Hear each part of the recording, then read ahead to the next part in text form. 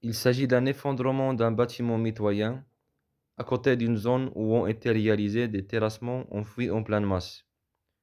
Le bâtiment qui sera construit ici, il contient deux niveaux de sous-sol.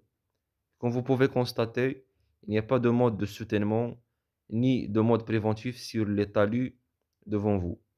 Donc dans cette vidéo, on va essayer de voir ça veut dire quoi le problème de mitoyenneté, quels sont ses dégâts et ses effets, et comment on peut les éviter.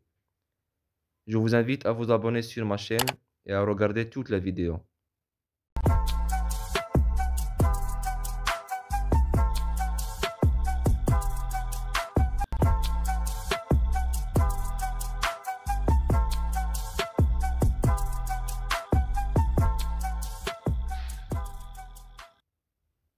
Avant tout, j'aime bien définir le problème de la mitoyenneté.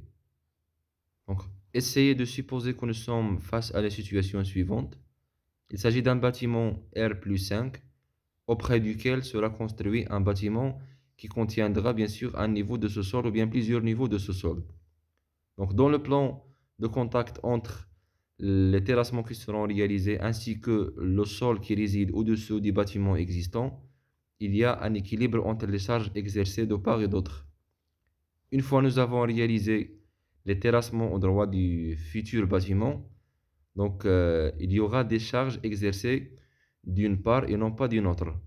D'accord? Donc le problème ici, c'est que les vides créés, s'il s'agit d'un sol qui est lâche et s'il s'agit d'un sol qui n'est pas très résistant, donc c'est difficile à ce que le sol, le dit sol, reste maintenu au-dessous de la charge exercée sur lui. Il s'agit de la charge du bâtiment. Donc d'accord, par la suite, il se peut qu'il y ait la production d'un certain mouvement de ce bâtiment qui engendrera bien sûr un certain nombre de fissurations qui vont traduire le fait que le bâtiment a tendance à se détruire ou bien à subir une instabilité énorme. Donc en fait, c'est ça la définition simple et basique du problème de la mitoyenneté. Ce que vous voyez devant vous est une photo prise par moi-même qui explique ceci autrement. Donc, il s'agit des fondations qui ont été dénudées face à une zone qui a été terrassée afin de recevoir le sous-sol d'un futur bâtiment. Donc, au niveau de ces fondations, normalement, ceci a été calculé par le bureau d'études avec un certain ancrage. Maintenant, cet ancrage n'est garanti que sur trois façades, ou bien soi-disant trois zones de contact, alors que sur cette surface qui a été terrassée, ces fondations, elles sont dénudées complètement. D'accord? Donc ceci, ça peut bien sûr risquer à ce qu'il y ait des chutes de ces sols, surtout s'ils sont lâches au-dessous de ces fondations. Par la suite, bien sûr, ça va engendrer des instabilités énormes. Quoi faire alors? Donc, cherchons des solutions à cet égard.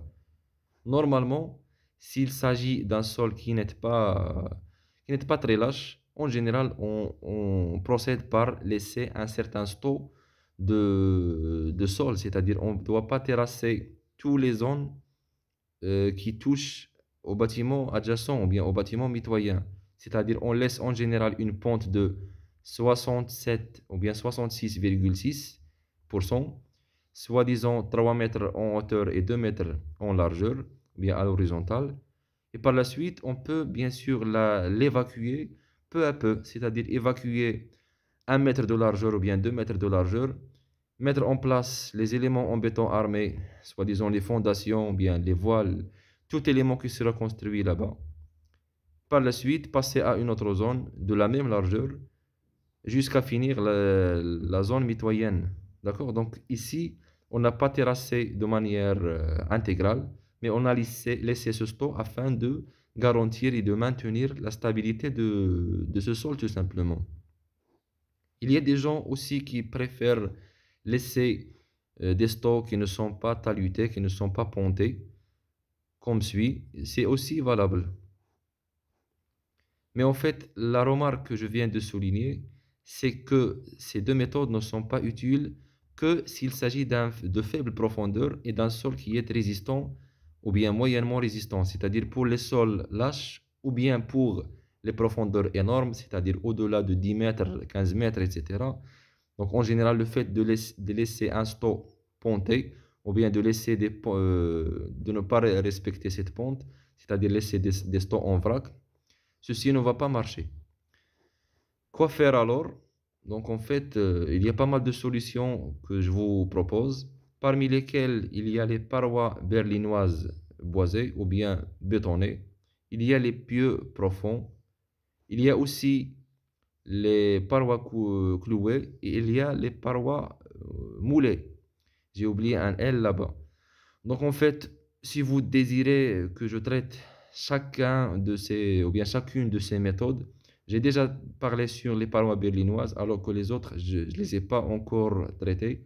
Si vous souhaitez que je le fasse, vous pouvez me les écrire en commentaire. Merci à vous, j'espère que j'ai bien expliqué le phénomène de mitoyenneté. À une prochaine vidéo.